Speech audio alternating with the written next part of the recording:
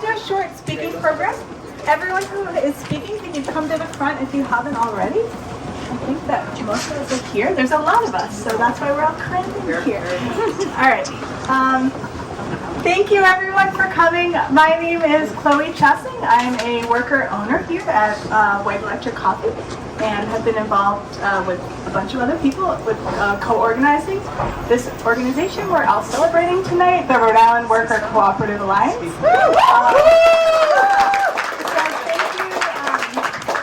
Thank you everyone for coming. It's so awesome to see this many people here as a testament to the goodwill and support that people feel toward worker co-ops, and especially in this time when we might feel a little disappointed with our electoral process, etc.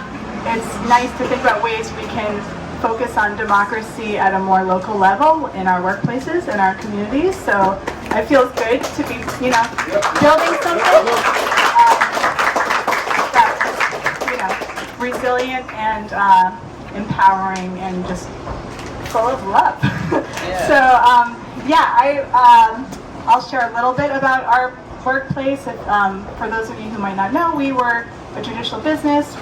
Coworkers union organized 4 years ago, then we unionized, and the day we did our successful card check, our shop was put up for sale.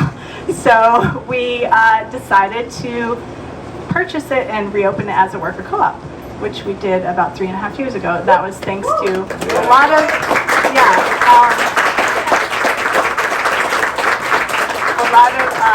hard work and a ton of community support. So it wouldn't have been possible without the community, just, emotional support as well as just all the little donations we got. So always perpetual thank you to the community for making it possible. And, part of what's been exciting for me is to try and help pass on some of the tidbits we learned in the process.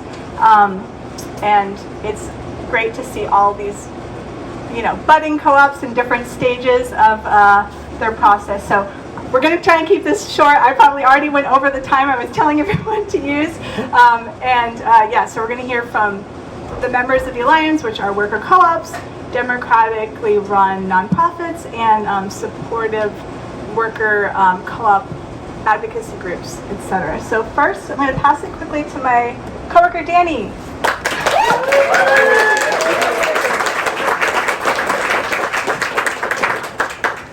Hello, everyone.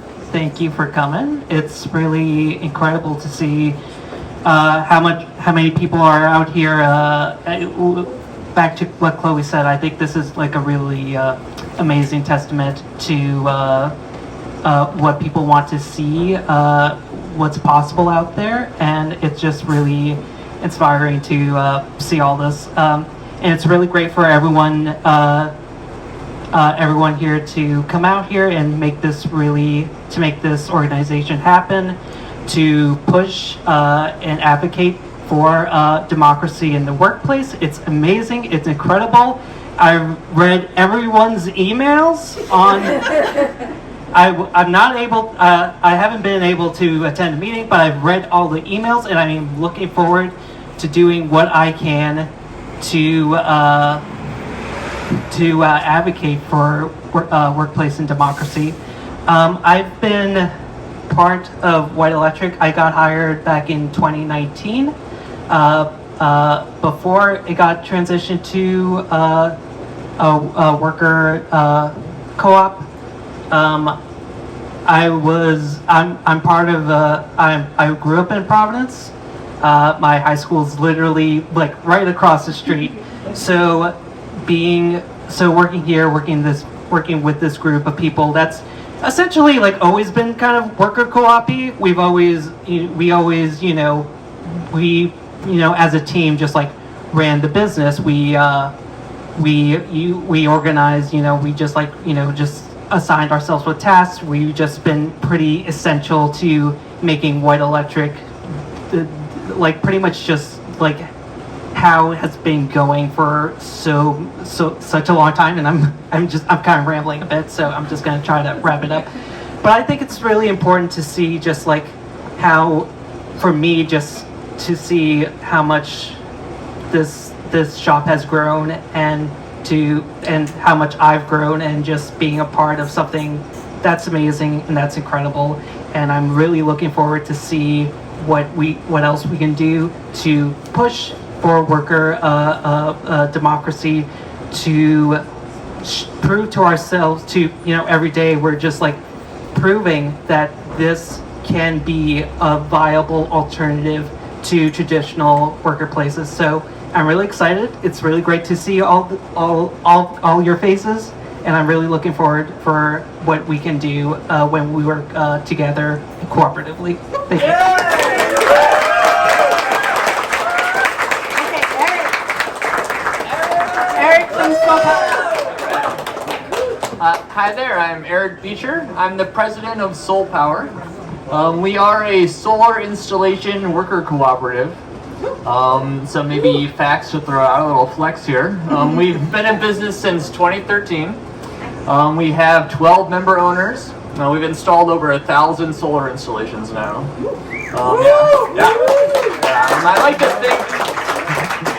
I like to think that we're living proof that employee ownership and worker cooperatives is the best way to run a business. For the past 11 years, we've been providing the best solar in Rhode Island. We still do. Maybe I'll just throw out the best solar anywhere. And I think it's a really living testament, and I think I really attribute all the success basically to our ownership model. Everybody's just really invested in what we do. It's an amazing place to work, and I love it. If you I love to chat about worker co-ops. It's my thing. And so if any of you don't know Soul Power, then definitely catch me later. We're definitely happy to be an older co-op in the room, and happy to show everybody that it's possible and that it really is the best in my opinion.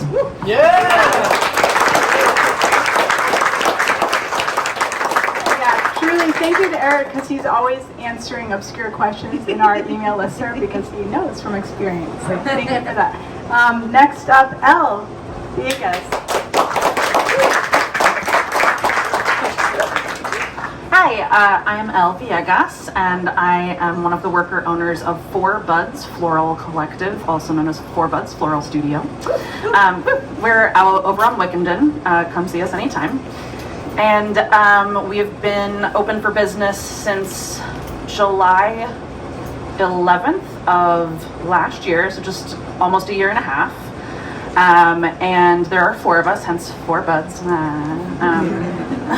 We're friends, and also it's a flower word. And we all met working at a different flower shop across town, where the owner was getting ready to sell and was really enthusiastic about us converting his business into a worker co-op. And we did all the legwork. We spent about a year doing all kinds of business analysis and figuring out what a sustainable price point would be for us to be able to keep the business going and continue his legacy. And then he got an offer for twice as much as we had assessed being a responsible amount to pay for his business. But we didn't let that stop us. We decided that we could still make our dream come true. And we literally marched across town to another flower shop and said, hey, do you want to retire? Can we write you a check? And we worked our butts off, and with the help of CFNE, who, if you don't know who they are the Cooperative Fund of the Northeast, they walked us through, yes, amen. CFNE is the unsung hero of our story. And so, we made it happen. And so my biggest message to all of you is that it doesn't always go as you plan, but that doesn't mean that you can't do it. We are making literally like the best flowers in town. We just got voted best in Rhode Island. What? And as a testament to like just genuinely how practical and smart a worker-run business is, I don't know if any of y'all have ever worked in a flower shop on Valentine's Day, but it's like the Super Bowl and Black Friday from hell. And every flower shop I've ever worked in, I've never had a Valentine's Day that didn't have at least a little drama. Like an order that went to the wrong address, or 2 cards that got swapped, or someone who showed up to pick up an order that straight up just got lost and we didn't make it and we don't have any roses left, and what are we gonna do? And we were terrified of our first Valentine's Day. We had no idea what to expect. And at the end of the day, we all sat down and we were exhausted and our feet were swollen and we hadn't slept in 2 days. And we realized we hadn't had any drama. We got every single order right our first Valentine's Day.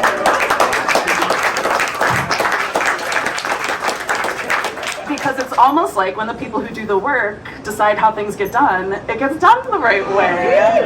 What? So weird. So yes, I am just here to say worker co-ops are where it's at, and don't give up if at first you don't succeed. Try again. And we are all here to support each other. We could not have done it without people like Chloe and the amazing co-ops that have paved the way. So join us.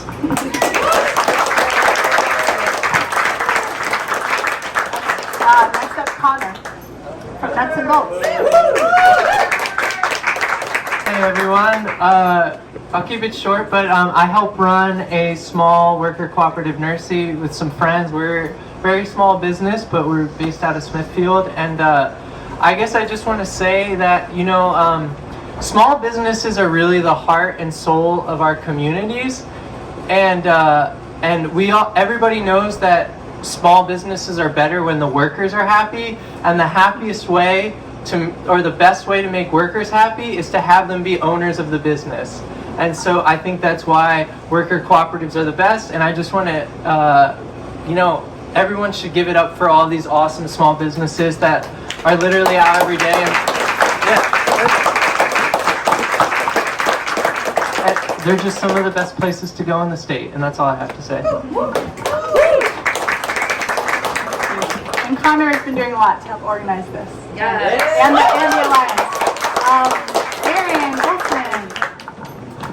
Oh, thanks. Oh, my name's Aaron. I'm the founder of 3D Anatomy Studios. So we create anatomy education products, mostly for universities. It's a little different. We don't have like a shop front or anything yet.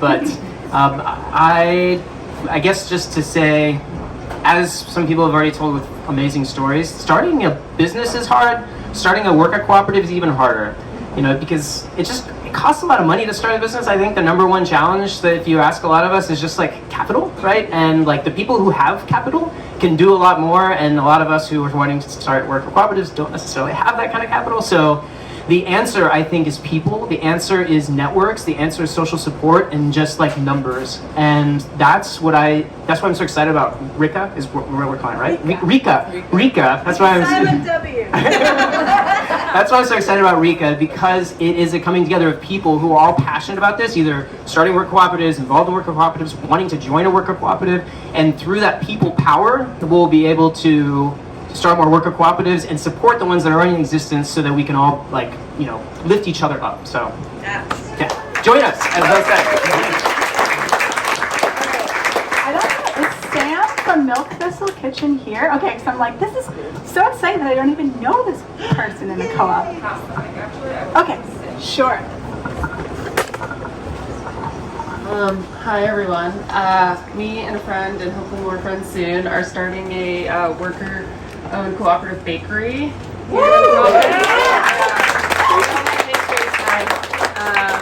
Yeah, that's the gist of it. We're getting our ducks in a row. We're gonna have a meeting soon to invite more people. So tell your friends. We're on Instagram, and that's it right now. We're gonna do a Thanksgiving pie sale.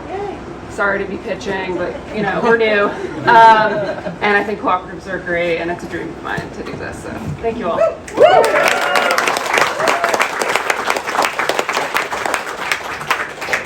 And I think you all are looking for some financial support too, right? In the startup. Yeah, look them up on Instagram. I know they're, because it does, like Aaron said, it's helpful, the money. Tamika, and Eli.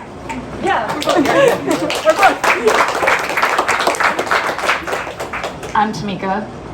I'm Eli, and I might just take photos of Tamika because I'm very proud. Yeah, so we're from small format. We actually just became a worker-owned co-op, like, technically within the last month. Yeah. We have been working on it. So small, for those who don't know small format, small format, opened in 2020. I'm the founder, I don't know, it's an awkward word, but the founder, I signed the lease in 2019 and then I don't know, the world changed drastically. So it was always intended to be a space that was queer-centered, a space that was for us, by us, and now in the most authentic way, as a co-op, we are for us, by us, in practice. So we're really excited to be here, so excited to see so many familiar faces, so many new faces, and looking forward to continuing to build a world that is more sustainable, a world where we're a little more free with everyone in this room. So thanks for having us.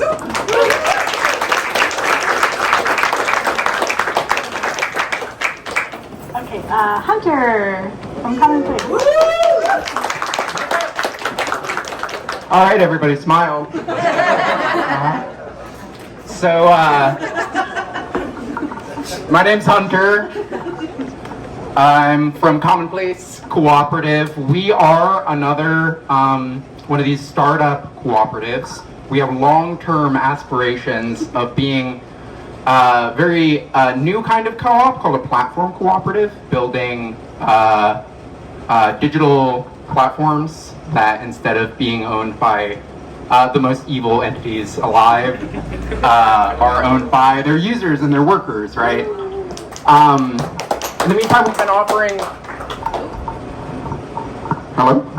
We've been offering services for a few years, doing media stuff and doing tech stuff, making websites for people, doing publicity materials, anything that you need. And we're really excited to be in the middle of launching in a new and exciting direction. There are materials on this table over here if you're interested in it. But we are, in the next couple weeks, going to be launching a digital magazine, and in January we're going to make it into a more concise print thing.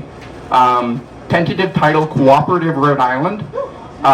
We really, really love this community. I mean, I can say personally that, in the last few years, I've made some of my best friends in the process of organizing for worker ownership.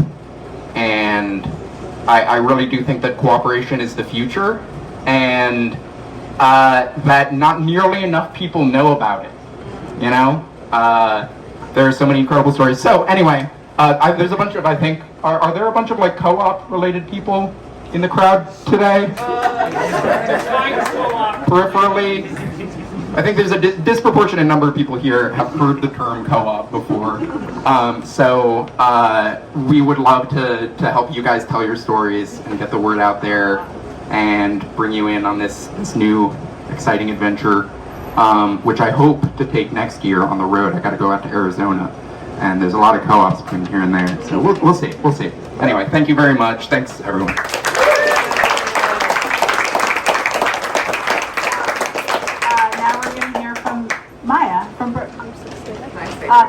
Maya from the Birth Workers Cooperative. Hi, I'm Maya from the Birth Workers Cooperative and a couple other groups of doulas. So for anybody who doesn't know what a doula is, we support people in reproductive transitions like birth, postpartum, abortions, miscarriages. And so we're autonomous healthcare adjacent workers. We're also spiritual workers, emotional workers. And the Birth Workers Co-op supports doulas. It's a worker co-op, and we support each other in the process of taking, accepting, and processing insurance claims so that people can use their medical insurance, including commercial and Medicaid, all across the state of Rhode Island. Yeah. The bill passed a couple years ago that made it a state mandate, and so anybody who has Rhode Island-based insurance has to have doula coverage, and the co-op makes it so that there's a process in which doulas can do their job and not just be billing insurance the entire week. And so we have somebody who does that for us, and we pay into it, and that's kind of the main function of the co-op. There's many other collectives of doulas, including Doulas Conectadas, which is a collective of Latina doulas who serve their community. I'm part of the Rhode Island abortion doulas, and so we support people through abortions. And Corin is another doula who is on her way, but she is starting a community health worker co-op, which is a similar idea of essentially autonomous healthcare workers who are accessible because we take insurance, but we are not working through agencies or hospitals. We are working for people directly, which is a huge, is a very significant part of what we do, because we don't report back to the Department of Health really, like personal, intimate information. We don't work for hospitals and have to kind of like follow what they would like to see being done. We really get to like show up for people and support them in the ways that they choose. And so it's, we're kind of like the healthcare adjacent side of the co-op tonight. And yeah, thank you. I just want to give a shout out to 2 other worker co-ops that they might come here in the nick of time to say something, but they're both going to be a little late. So as Maya mentioned, Doulas Conectadas is one of our members, which is a Latin bilingual doula collective, and Heartleaf Books on Atwell's Ave. They're awesome. You all should check them out if you haven't already. Really great curated small bookstore, which is a combo worker co-op and consumer co-op. They might show up and speak, but if not, I just wanted to like give them a shout out. And now we're going to pivot and hear from our other allies, which are democratically run nonprofits and collectives and support groups. So Shelby from PVD Bike Collective.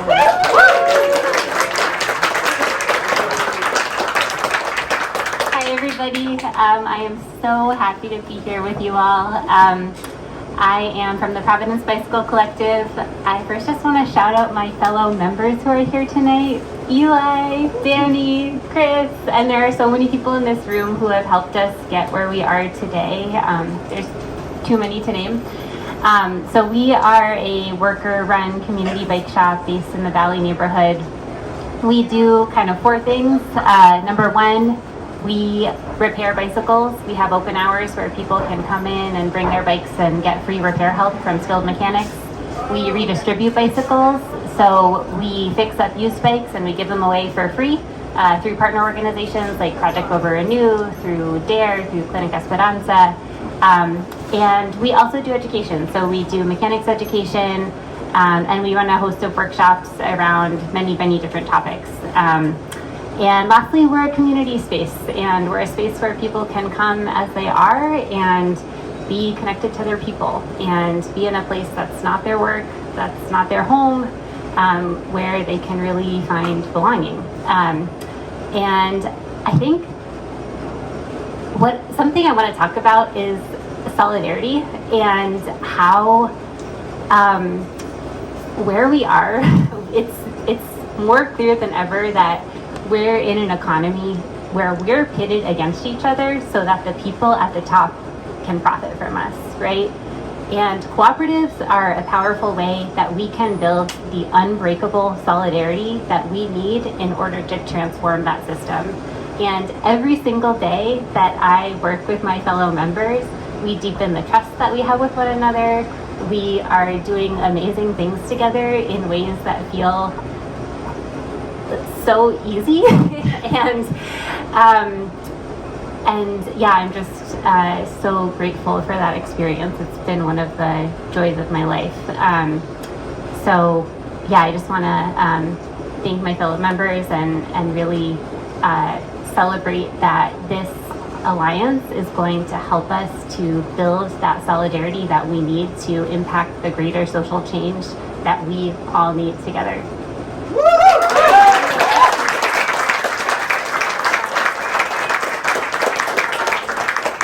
All right, Dylan from PVD Things.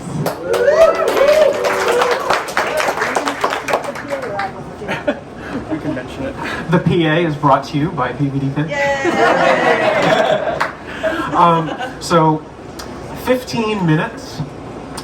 If you were to hold an electric cordless drills trigger for 15 minutes straight, that is how long an electric drill is used on average before it is thrown away. So PVD Things is a democratic and participatory nonprofit that governs itself by the cooperative principles. And what we do is we basically share the cost of running a library of tools. So we rent a space, we store all kinds of useful things like cordless drills, ladders, tents, any tool you can really think of under the sun, we probably have at PVD Things. In 2023, the average member at PVD Things saved about $500 that year by borrowing instead of buying. And one member, she did so much renovation at home that she actually borrowed over $5,000 worth of equipment instead of buying it. So that's the power of cooperation. All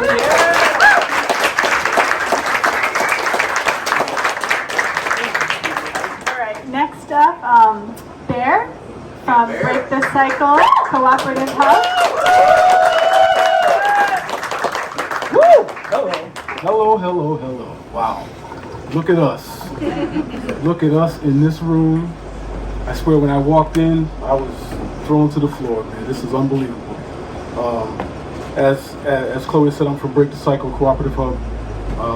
We are attempting to help formerly incarcerated citizens come home with co-ops coming out the door, or come home and understand the cooperative model. And speaking across the street where the school system is, young man, we're trying to get that into the school system as well. And so, you know, I can't speak enough to the joy that, and some of the pain that co-ops bring us. But, you know, at the end of the day, there's no better way than, you know, working with people that you can sit across the table and say, you know what, I want to work with you for the next 15, 20 years.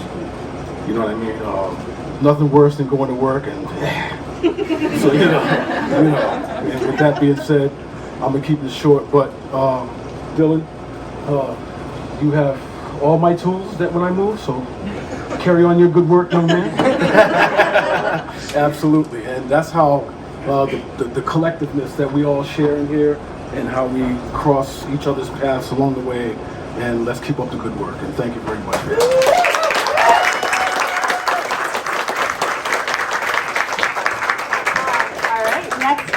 Jessica David from Local Return and Raul from, you know, and the other group too. Hi everyone, I'm Jessica David. And Raul Figueroa. And we are here actually representing two organizations. Local Return is a nonprofit organization that was created a few years ago to build community wealth in Rhode Island through community ownership and investment. So we are really intending to close the opportunity gaps that exist from neighborhood to neighborhood in Rhode Island, and close the racial wealth gap. And we think that happens through ownership. So we very much share the mission that you all have.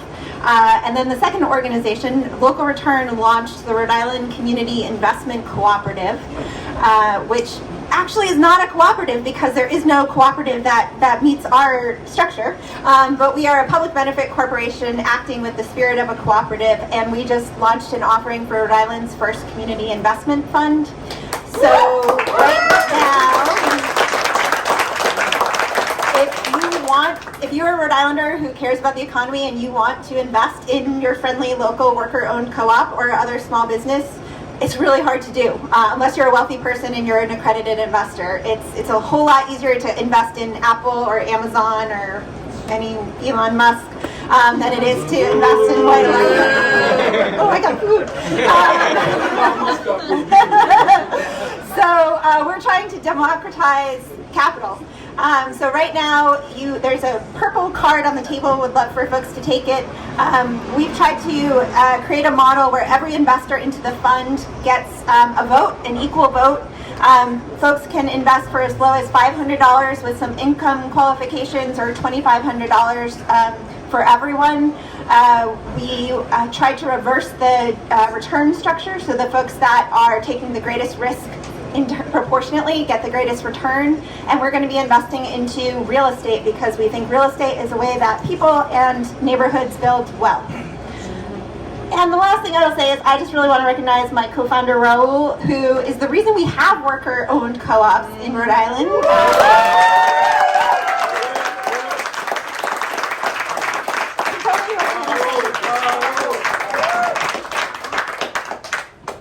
Honestly, I just feel really lucky because everything that Jessica just described has been her vision for so many years, and we have just been lucky to be, running alone and actually executed that vision. But it's a really good opportunity for just regular folks to invest in your local economy, to actually know where you're investing, to actually know and be part of it.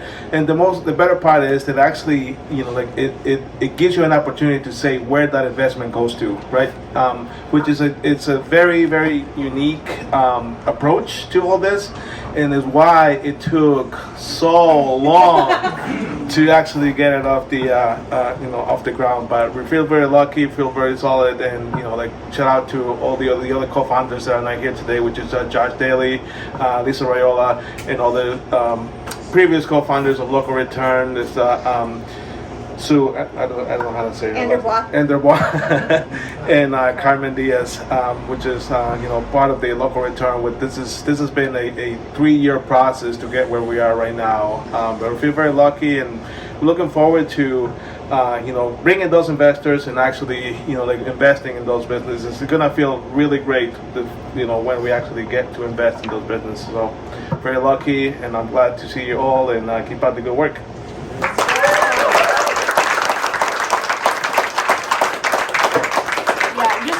It's not an understatement that Rhode has been really on the ground supporting worker co-ops for years. It's why we were able to incorporate as a worker co-op, because of course there's advocacy. They ran worker co-op clinics for years, so definitely follow them. All right, Emma and Andre from Co-op Rhode. Hi everybody. I'll also keep it short. My name is Emma. I'm here representing United Food and Commercial Workers, UFCW, Local 328. We are a labor union. We represent thousands of workers around Rhode Island and Massachusetts in grocery, retail, cannabis, and other industries. And we are incredibly happy to support worker cooperative organizing in this state. Unions exist to provide better jobs and better lives for working people, and as a lot of people have described, working at a worker co-op is one of the best jobs that you could have. You have power in your workplace. You have a voice in how decisions are made. You have the opportunity to build generational wealth by taking home the money that you earn and your work with your fellow coworkers earn. So, and at UFCW, we also are really trying to build up examples of this union co-op model, with unions working directly with worker-owned co-ops so that worker cooperatives get all benefits of union membership, getting to tap into these networks of solidarity where you get to have cheaper health care, retirement plans, be part of a political voice that actually gets to wield real power with the state and the federal government. So incredibly cool to see everybody here, also excited about this. And I'm going to pass it to Andre to talk about the Cannabis Cooperative Initiative, which UFCW has been supporting. Thank you, Emma. So some of you guys have heard about this. Basically, when we legalized cannabis in 2022, we set aside a bunch of new licenses for worker-owned businesses. Nobody in the country's ever done that before. I'm convinced the only reason we did it is because our legislators did not know what that was. So here we are actually trying to organize these worker co-ops in cannabis. And my feeling is that cannabis is this growing industry, worker co-ops in America, this growing industry, and I'm just going to mash them together and build a sort of seat of power, right? Because that's what solidarity needs. And I think the people in this room get it, but maybe the people you go home and talk to don't realize that all of this work, even though it's just basic work, just like labor, emotional labor, is also all political work.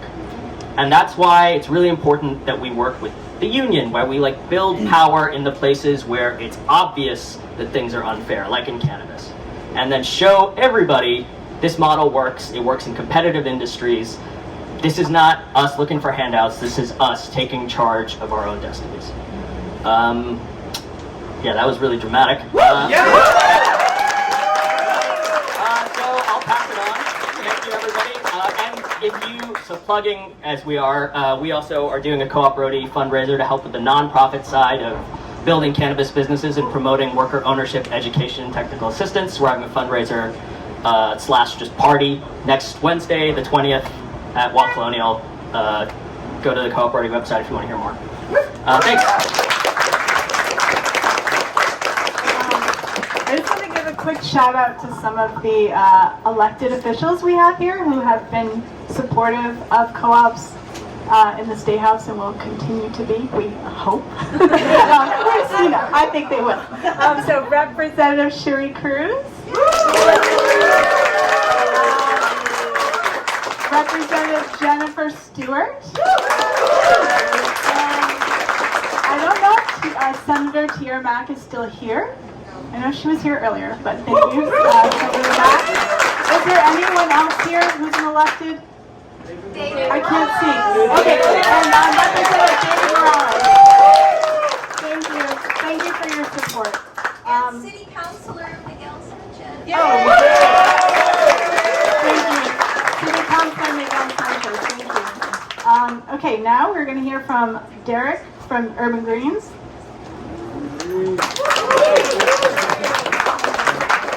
Alright, so I feel awkward as the only one who brought a cheat sheet, but in my defense, in the cooperative spirit, this represents not me, but the Urban Greens board as a whole. So Urban Greens is excited to be a supporting organization for RIWCA based on our core co-op principles and our commitment to strengthening our local community and our local economy. Since 2019, Urban Greens has operated a consumer co-op grocery store just down the block at 93 Cranston Street with the mission of providing access to locally sourced, culturally inclusive, nutritious food. Also, if you don't live in this neighborhood, we do have a web cart and do deliveries. Supporting RIWCA expresses and strengthens our shared commitment to social and economic justice, local ownership, and sustainable community development here in Rhode Island. By participating with RIWCA, Urban Greens hopes to further promote the model of cooperative ownership and to help give more of our neighbors the opportunity to own their own labor, share in profits, and have a real say in the businesses that operate in our community. RIWCA offers a collective voice advocating for public policies that support cooperative associations, fair wages, and local economic development, and Urban Greens is eager to lend our voices to these efforts while benefiting from the collective power of the growing cooperative community here in Rhode Island. We're excited for this partnership to help build a more vibrant, resilient cooperative economy, benefiting workers and consumers in our community. And as so many others have said, as co-ops and as neighbors, we're all stronger together. So thank you.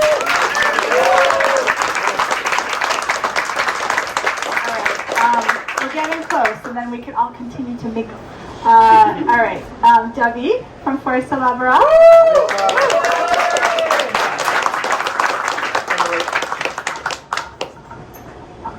Hi. Hello, everyone. I also brought notes. As hopefully many of you know already, Forza Laboral is a worker center. It's a non-profit worker center. The reason we began involved with co-ops is because we were looking for labor justice. We came from the immigrant community and from the low-income community, which there's ways that you can help one and then help another one and help another one, but then nothing changes.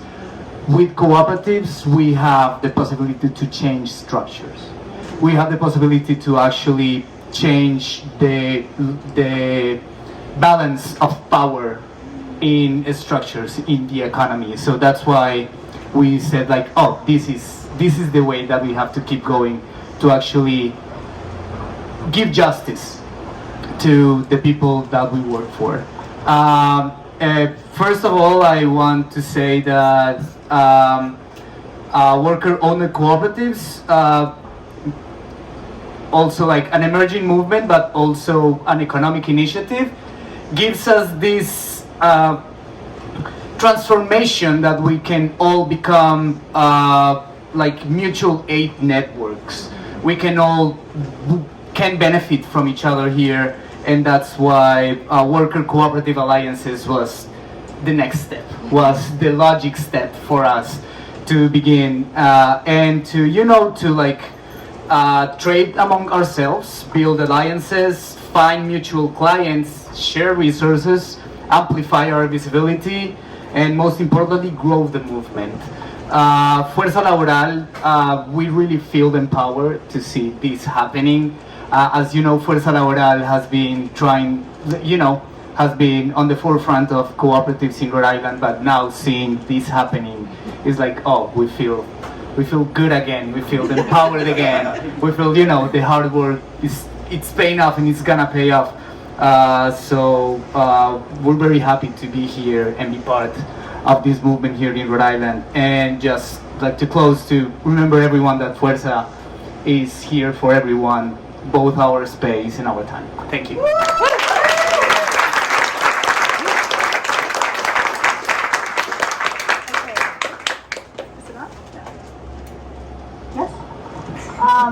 Okay, we have one more person, Varun from Cooperate, Connecticut.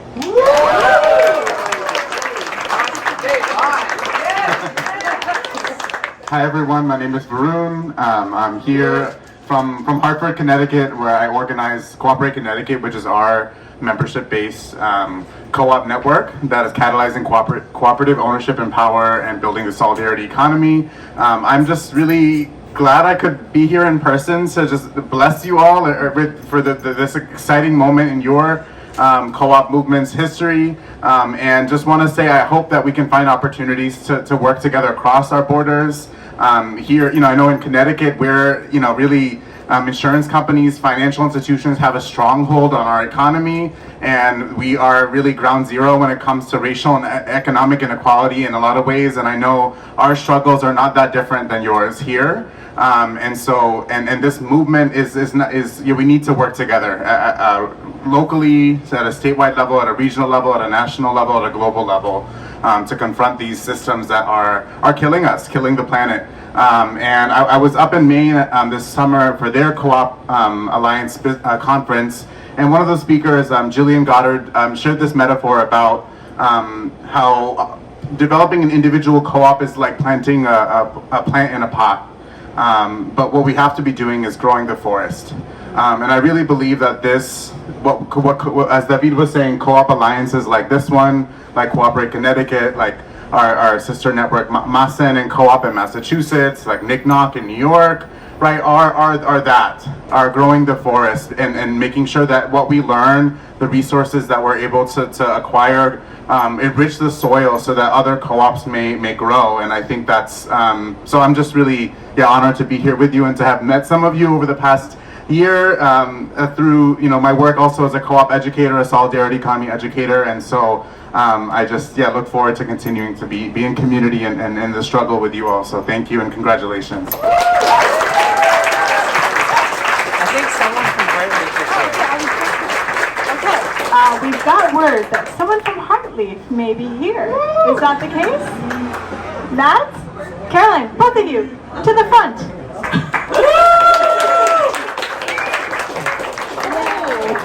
Thank you for coming. Yeah. Thank you. Hi, everybody. I'm Caroline. I'm Mads. And we are the founders of Heartleaf Books.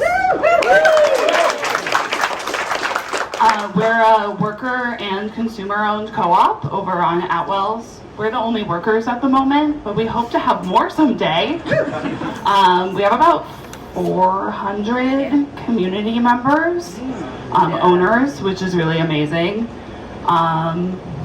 Yeah, it's a scary time right now. Oh, come buy your books from us.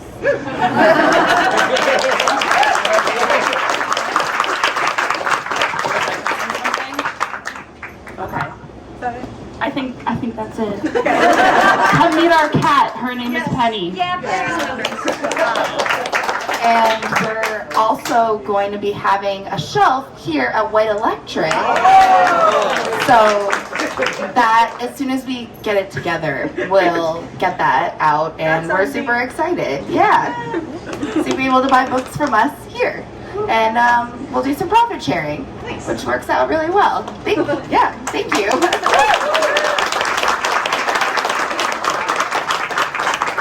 All right. Thank you everyone for coming. Yeah, please continue. Is it on? Yeah. Please continue to connect with people, each other, depending on. It's so exciting for me because I don't know like half the people here. So please introduce yourself to me if you'd like, or to any of us. Oh, there's Joelle. Yeah, I want to give a shout out to my coworkers too who are here. Joelle, yay, Christian, and Danny, who you heard from, and Katie, former coworker, very involved with our whole process here. Thank you, White Electric, for hosting. Thank you.